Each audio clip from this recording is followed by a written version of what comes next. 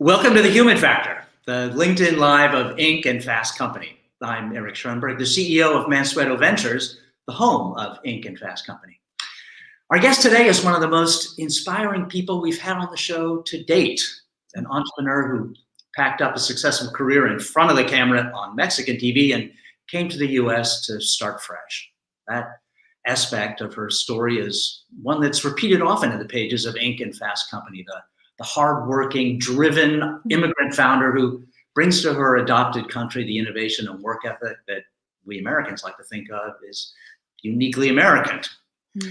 Beatriz Acevedo is a serial entrepreneur and business leader, the co-founder of Hip Entertainment Group, an Emmy award-winning production company, and co-founder of mitú, the first online network catering exclusively to young Latinx readers. Last spring, she launched another business called Suma Wealth, which aims to bring financial literacy to the Latinx community. She's also a tireless advocate for Latinx Americans through her foundation and as a partner with LA Mayor Eric Garcetti in LA Collabs, which aims to double Latinx representation in entertainment, both in front of the camera and behind it by the year 30.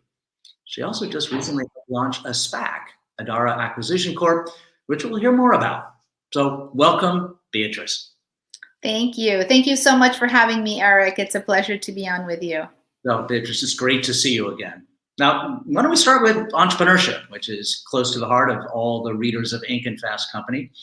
Every entrepreneur faces that moment of a great leap into the unknown. There's just no well-beaten path to entrepreneurship if entrepreneurship is your calling. It's just by definition. And for you, it seemed to me it was that moment in 1995, 25 years ago, when you packed up and came to the US.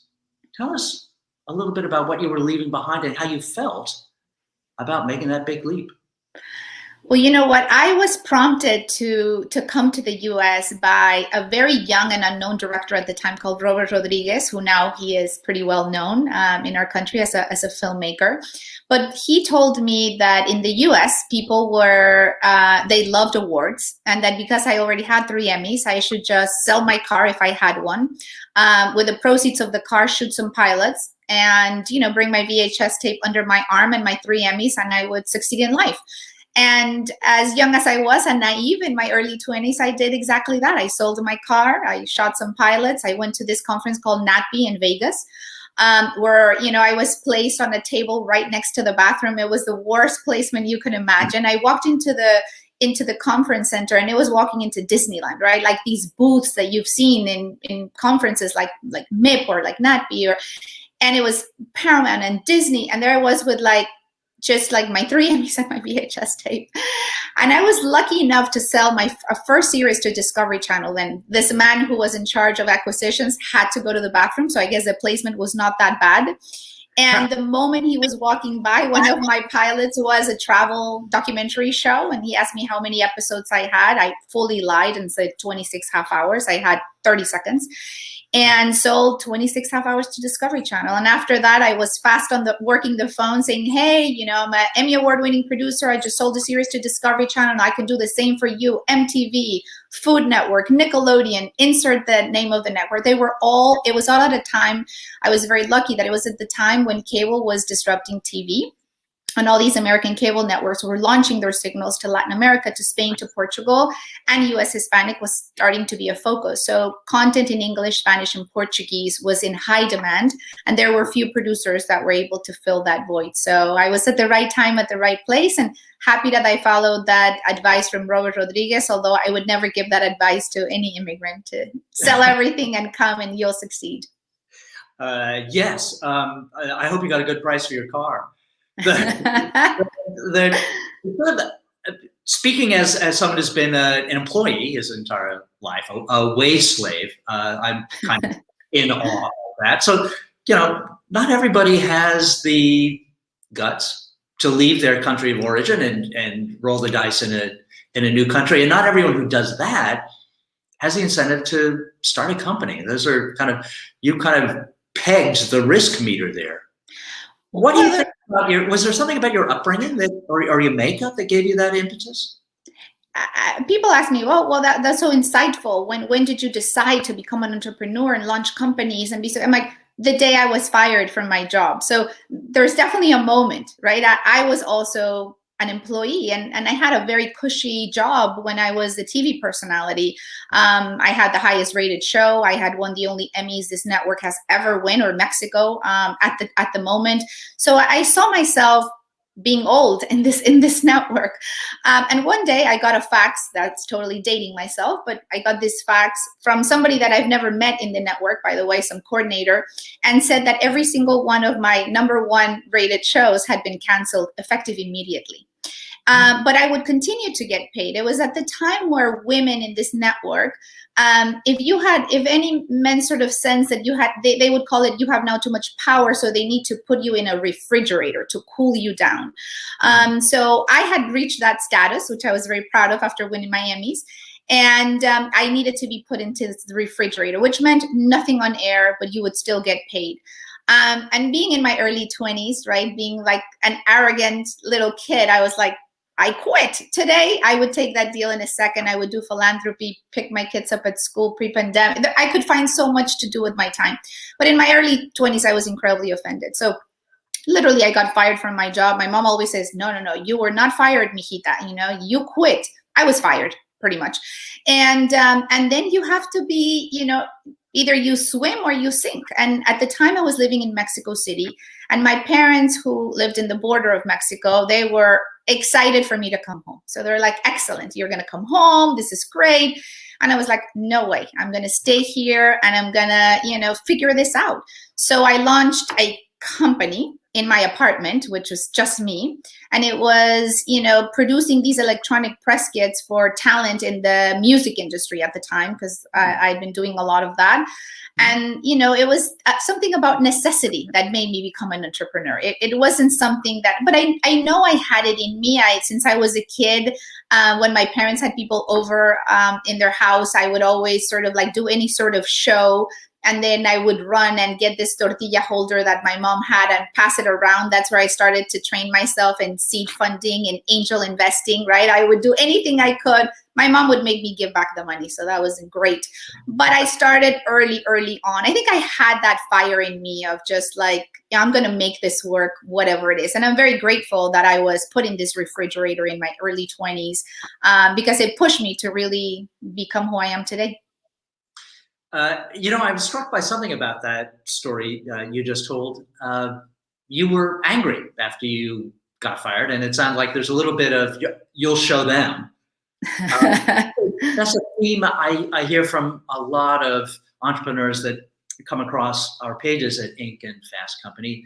Gary Vee talks about having a chip on his shoulder as an immigrant. Barbara Corcoran talked about being angry at her ex and business partner who left her for the secretary, and she went out and showed him by becoming really rich. Was that an impetus, that just kind of feeling of I'll show you?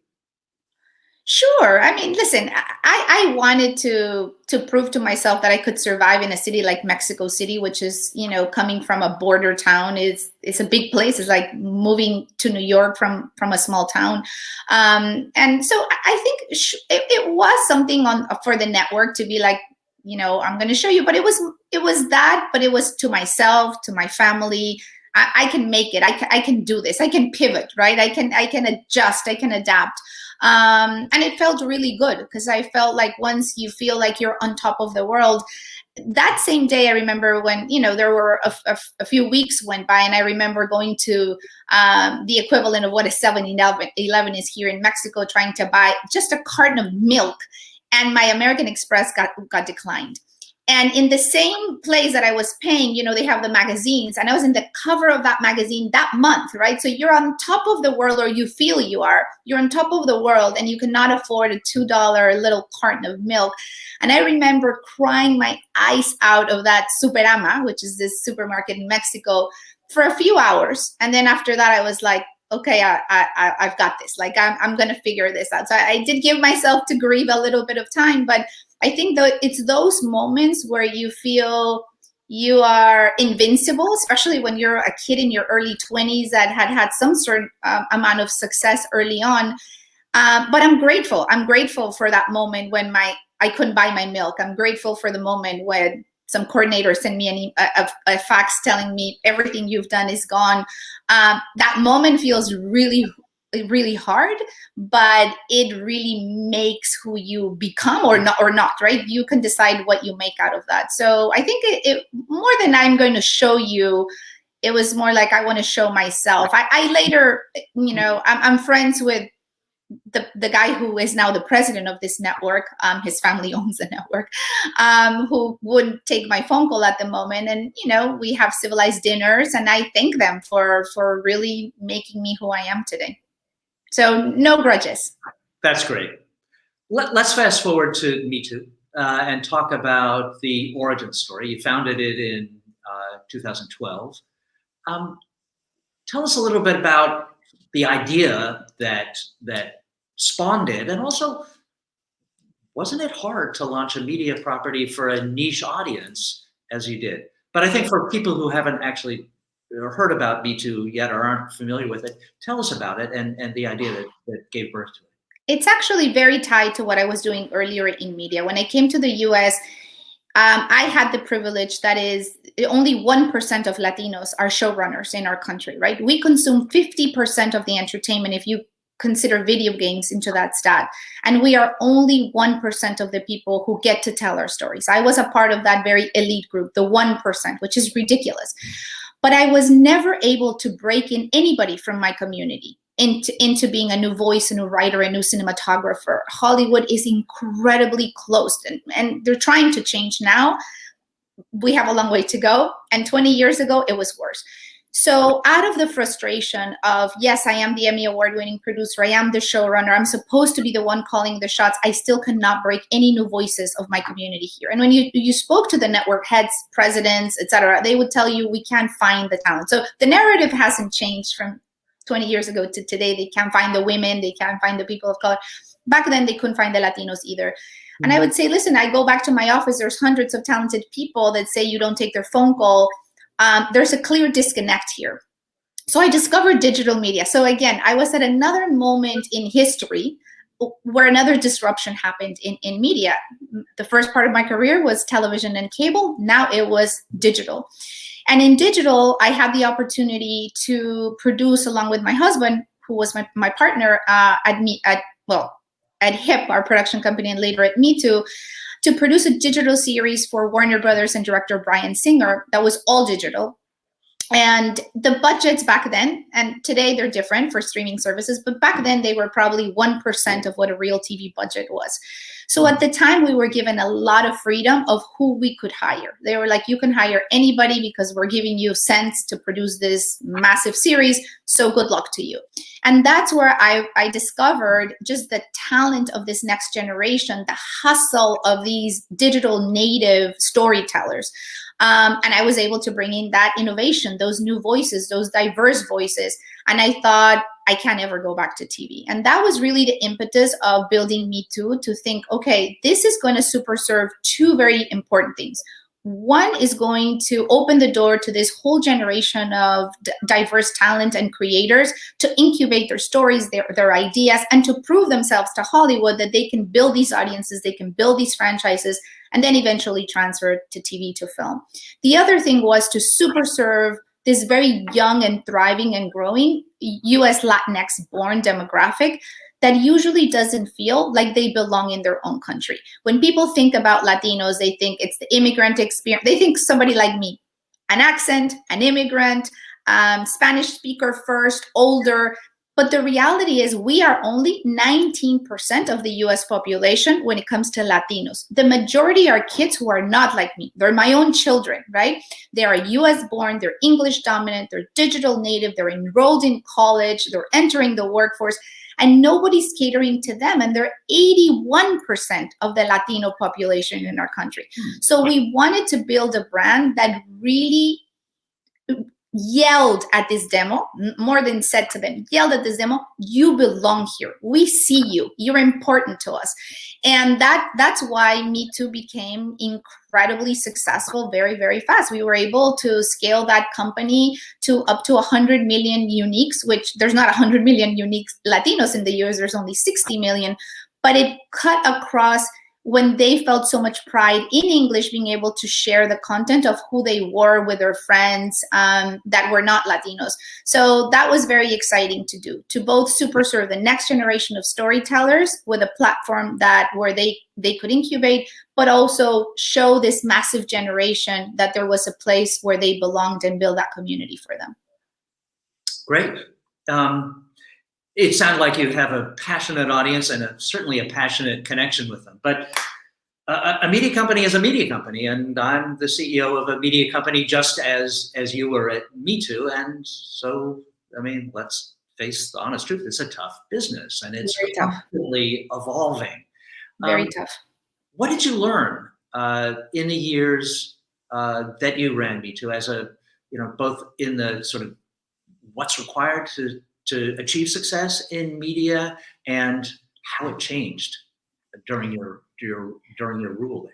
It changed a lot, and I think what I learned, the thing that I will always have as my top learning is trust your gut and trust your instinct. More than you think.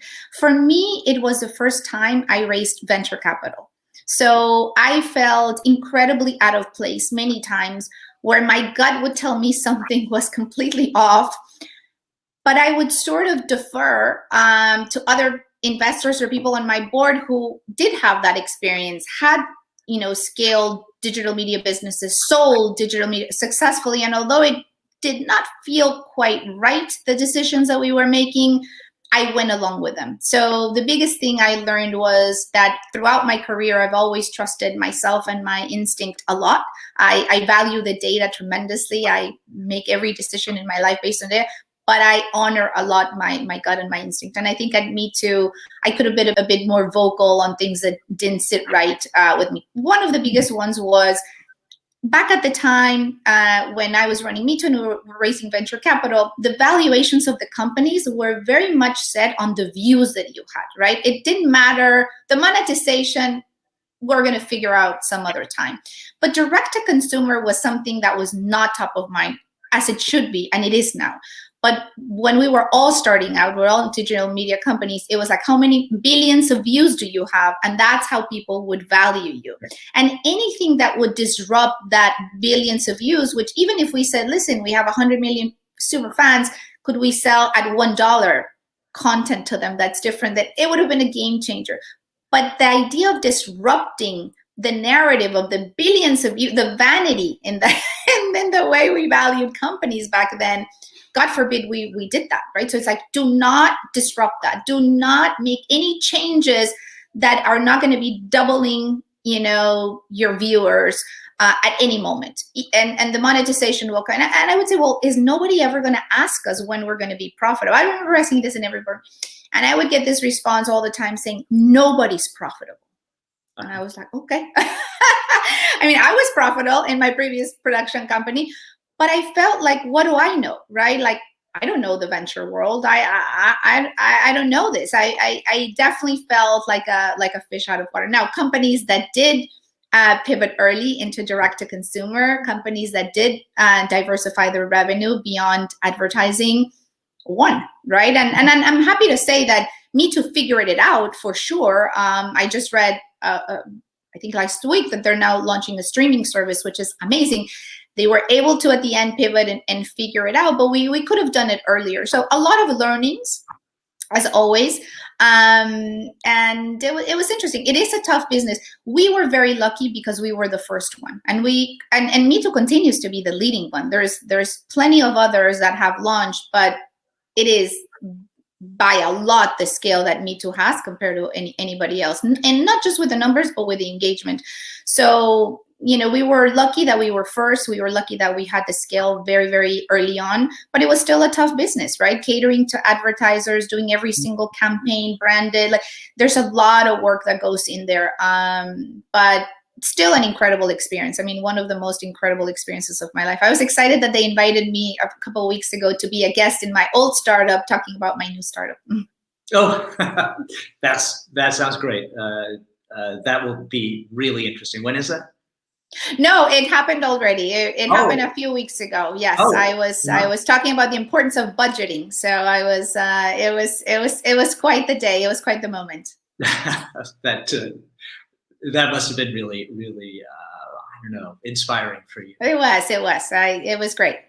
That just to say, as you were mentioning before about this tension between bulk audience for the advertisers and monetizing a relationship with your users, that tension is still omnipresent in media. Just so you know, it's always there. I want to talk though about your evolution now as a leader.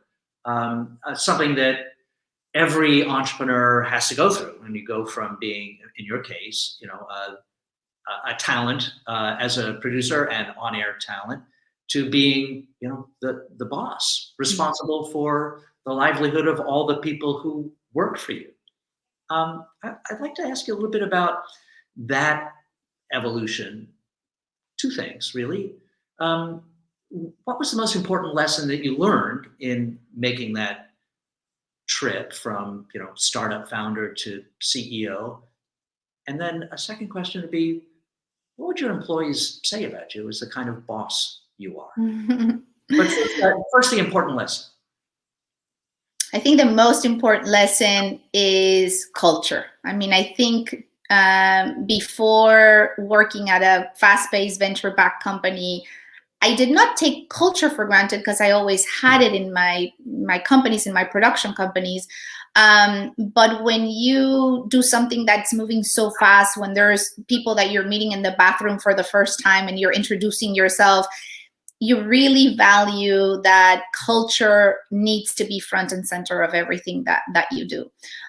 So I think being very intentional and paying a lot of attention on how that culture can shift or evolve in a good or in a bad way is the best thing that I've learned. And so I hold that very close to my heart now. I pay a lot of attention into how we show up for our employees. I make sure that they see everything about me in the most honest way. I when they ask me, how did you do with this yesterday, I had at a pitch that I don't think went great. Usually they're used to hearing me, we're oversubscribed in our round, we close a round into it. But I want to be intentional of sometimes the days that are not that great, or the days that I am tired, or the days that I am scared. And I want to hear from them too. So I want to build a culture where people feel, just like I want for the community, that they belong and that you can be vulnerable, and that we are, our slogan in this new company is building wealth juntos, and building anything juntos, right? We are all figuring out, we're all the first in our families to be CEOs, to be venture-backed companies, to be all the things that we are doing.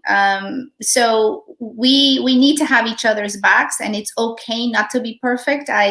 One thing I would tell my younger self is perfection doesn't exist. Stop chasing it. I'm a Virgo type A personality by birth. And it's taken me a while to be like, things are not going to be exactly as I want them, and that is okay, right? My life is not my work is not my life. I have a post-it in front of me in my laptop to remind me that. So I'm learning. The type of boss that I am, I think I'm a very collaborative boss. I like very flat organizations as much as possible. It's hard when you get to hundreds of employees, or thousands. I've never had thousands of employees, but he has hundreds of employees. But as much as possible, I value a lot the opinion of anybody in the organization. Diversity, I walk that line always very clearly.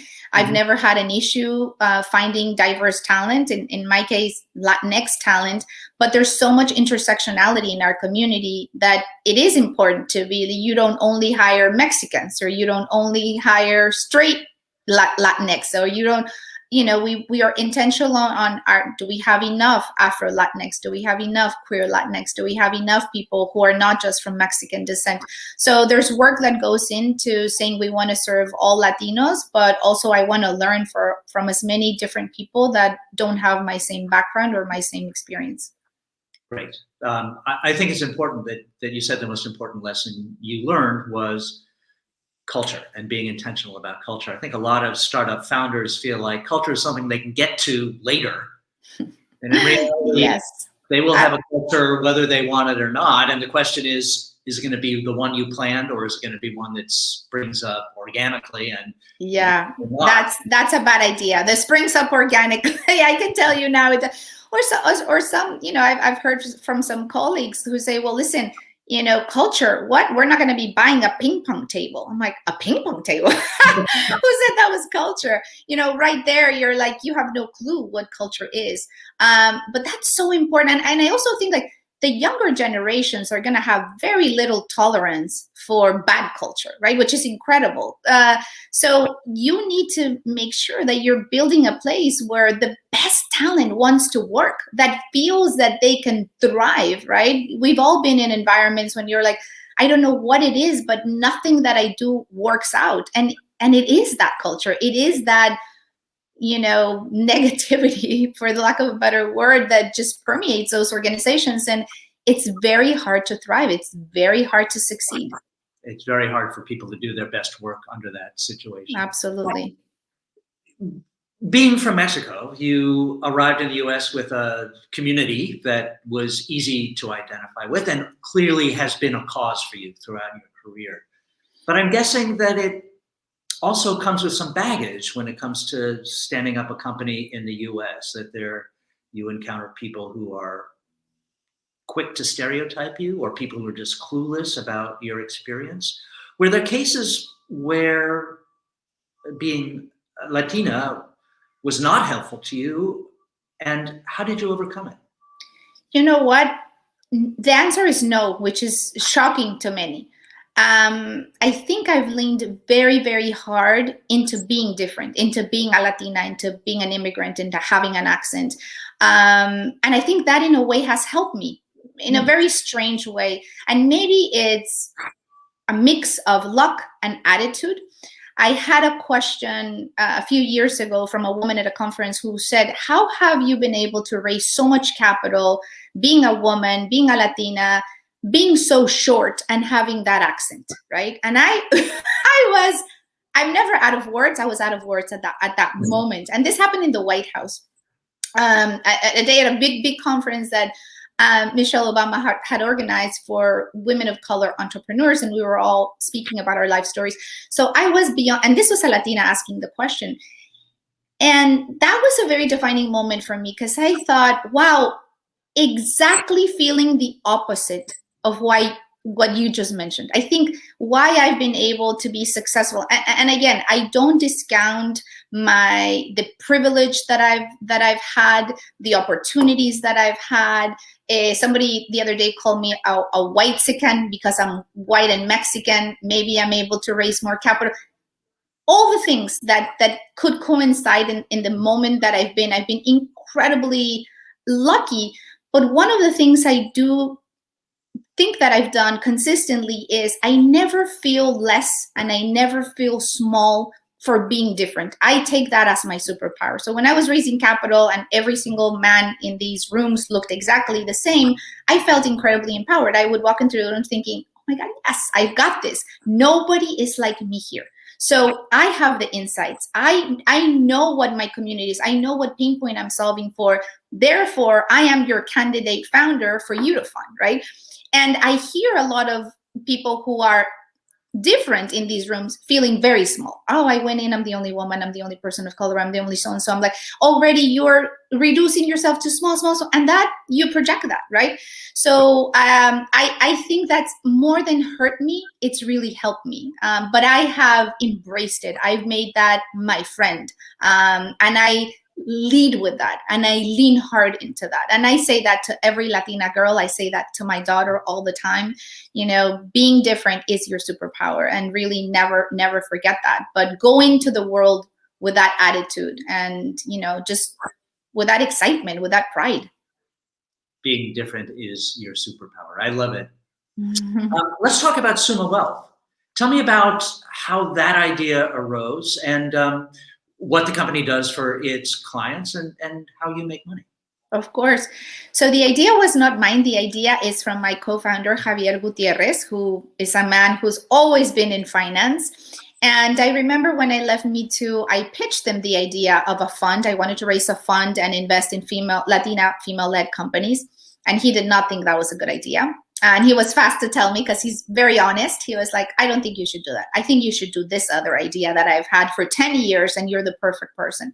So he pitched me the idea of a financial literacy company. And I thought, are you out of your mind? Like, I've never done anything in finance. This is so not my expertise. This is, no. You need somebody different to be a CEO of this company. He's like, no, we need somebody like you, because you know how to build community, build scale, build a brand. And this is exactly why someone like you should lead it. Of course, I said no. This is pre-pandemic. COVID hits. He every day consistently would send me an article on how our community is being hit tremendously because we have no savings accounts, no emergency accounts, etc. And he was like, you need to do this, you need to do this, you need to do this. And in coincidence, my first investor in Suma, who's Samara Mejia from Chingona Ventures, I had seen her pre-pandemic at a tech conference, and she was asking me if I was going to launch a new startup. And I was like, no, I'm set on my philanthropy and seeing my kids off to college. They only have 2 more years. So no more startups for me at this time. And the same, but I did float by her the idea of maybe I do something in the financial space, just because maybe it's just an Instagram page to give advice to the community, because even not knowing what furlough is terrible. And I think it was just the perfect storm of, there was so much need at the time. Having a first lead investor, even without having a name of the company, was just the idea. And I thought, okay, well, I'm going to start it just literally as an Instagram page. If I reach the level of engagement I want, the interest from the community, I'll consider it. And very quickly, we were at a 20x of engagement of anybody else, which is unheard of, especially and I had a theory, if I do it in culture, which is something that I talk about a lot, not in language. People assume, oh, it's for Latinos, let's do it in Spanish. No, you got to do it in culture, because this 81% of the population that we've been talking about, the young US born Latinos, don't consume the content in Spanish. But in English, you don't touch them. You only reach them. And when it comes to finance, you need to touch them. We come from generational trauma in our families, and I can talk for this forever, and I know we're running out of time. But we all remember the moment when our families lost everything to a devaluation, to a moment when you couldn't pull your money out of your bank account anymore, or your ATM. And we have that in our head. So trust is a major problem when it comes to the young kids in our community, and also their older family members. So a lot of the fintech companies think today, why can we not acquire this young Latino demographic at scale? And it's because before you start pushing products and services to them, which are fantastic, there's so many great tech companies out there, fintech companies out there, you need to build the trust. You need to build the trust. So we at Suma Wealth are taking a very different approach to fintech. We're not a media company that talks about financial information. We are a fintech company. We are developing our products and services, but we started with heavy social listening. We don't want to be arrogant and say we know better of what you need, Latinos, even if we are Latinos. We wanted to build a brand, build a community, and primarily build the trust. We've done tremendously well there. And now with everything that we are learning, we're using culture and insights to build the technology.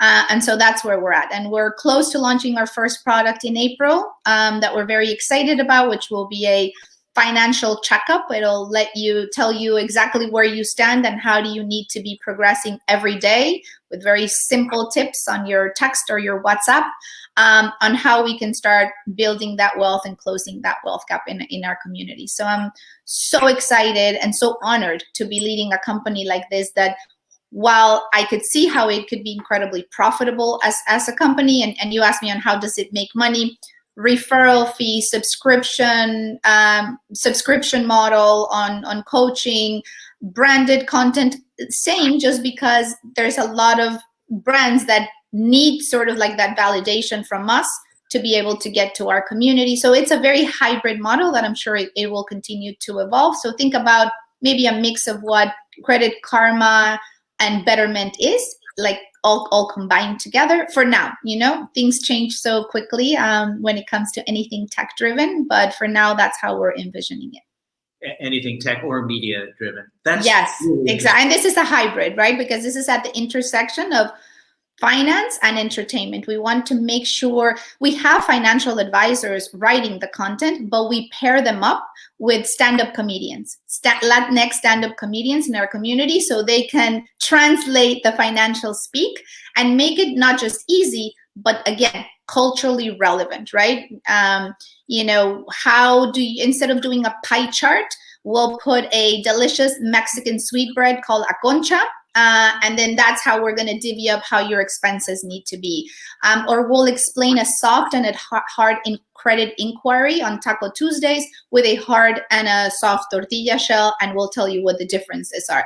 So things that are very pop culture, fun, but you are absolutely learning things that nobody taught you about, whether it was in school or whether it was growing up in your household. Well, that's brilliant. I have to say, as the former editor of Money Magazine, where I spent my years trying to make financial information and financial literacy palatable, tortillas never occurred to me. Food works all the time. Let's talk about your latest endeavor, Adara Acquisition Corp, part of the SPAC craze. Tell me what your motivation was there and what kind of companies you're looking for. Listen, I am definitely not leading this SPAC. I was invited and super grateful to be a part of this incredible team. So I take this as being a part of something that pushes me beyond my comfort level. But there's no specific focus on the companies that we are looking for. So unlike some people who say we're going to be doing sports, or I learned about another SPAC that's doing social justice, and I thought, oh, that's going to be interesting to find a company to go public on social justice, but very excited to learn if they do. So this is pretty broad. We literally are just starting to look at companies. We'll look at a few companies next week that have been sent our way, but anything that is innovative, anything that needs, obviously, like everyone else, growth capital. And then the team has incredible, strong financial acumen, except for myself. So my skill set there is to bring the culture, bring the marketing, bring the go-to-market strategy. But yeah, excited to see what kind of company. Of course, I'm hoping that we find something led by a woman, led by a Latinx entrepreneur, but we are seeing every kind of company. Okay, all right, good, thanks. Of all the achievements in your highly successful and inspiring career, what are you proudest of?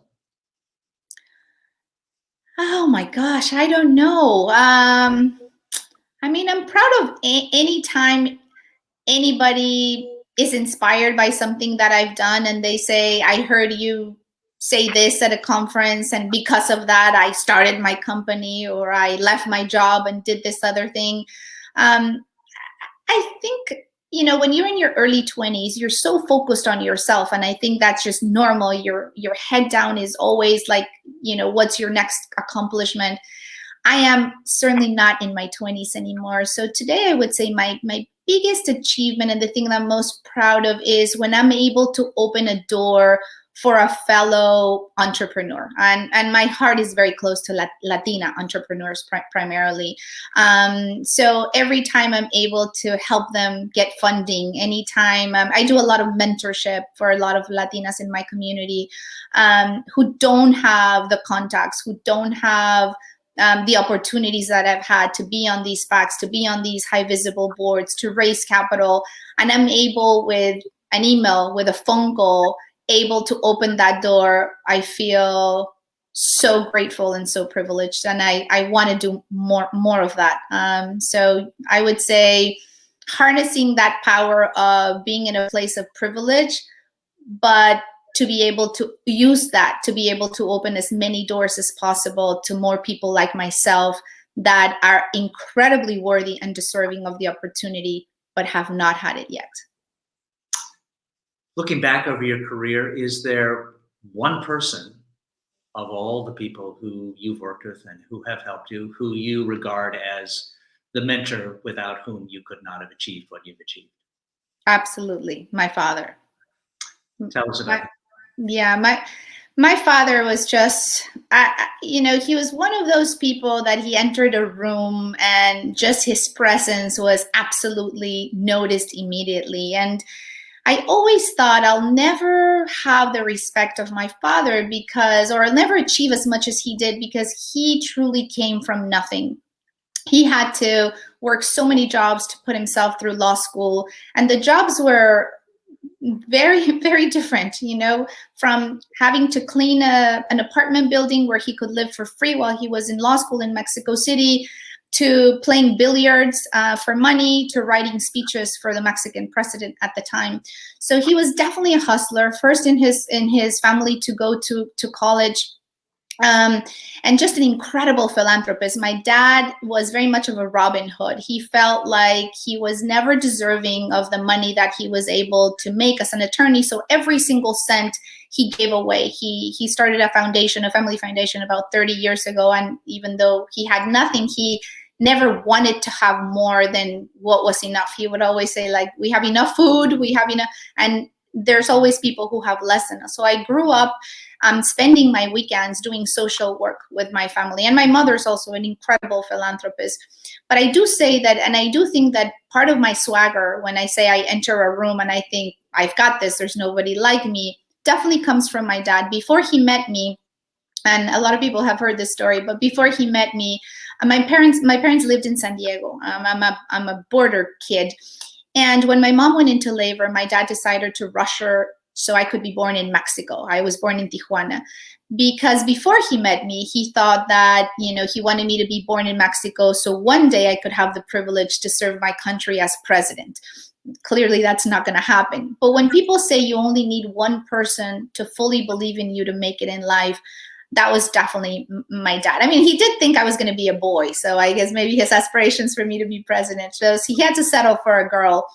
But I remember, growing up, he was just, there is nothing you cannot do. There is no goal you cannot achieve. There is just that certainty, that power that he gave me, and that unconditional love, that I grew up with. I fully thought that the day he passed away, my life would be over. I was incredibly close to him. He's passed away 4 years ago. Definitely. That's always what I say. I owe a lot of who I am to my dad, for just having that unconditional belief in what I could be and what I could accomplish, and also my sense of service to others, right? Always very mindful of, if you are at a place to open a door for someone else, that's a big responsibility that you should never forget about. He would have told you. What was his name? Conrado Acevedo. All right. Well, he must have been very proud. Oh, thank you. One last question for you, a question that I ask all the successful entrepreneurs on this show is, when you think back on your career and you reflect on the failure rate for startups, and you realize that you are one of an elite of people who succeeded at the entrepreneurship game, how do you answer the question, why you? Why were you one of the successful ones? I ask my question all the time, not just as an entrepreneur, but, and I don't know if it's a women thing, an immigrant thing, that you have that imposter syndrome so much present in your life. When I'm sitting at the board of, for example, the Olympic Committee that I'm a part of, and nobody in this board needs an introduction except for myself, right? You have these athletes and these incredible owners of teams, and it's almost like an outer body experience. I'm like, how am I here? How am I invited to this pack? How am I funded in a couple-week round, being over? Why? Why me and not others? And since I was a kid, I used to think maybe it's because God likes me, and that used to be my younger self. And then I just thought the universe has my back. I don't know. I feel guilty at times of why me, and I think I try to overly make up for that privilege in the work that I do to help others. But more than it is you feel, I personally, I don't know other entrepreneurs what their answers have been, but for me, sometimes they feel, why me and why not others? And I know other women who are smarter than me, talented than me, younger than, more that they haven't had those opportunities.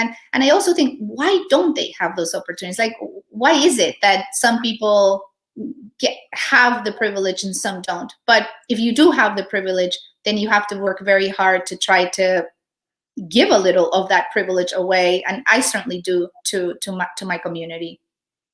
I love that answer. It was answered, if I could paraphrase you, by asking another question. Is not why me, but why not others too? And I love it. This really has characterized your career.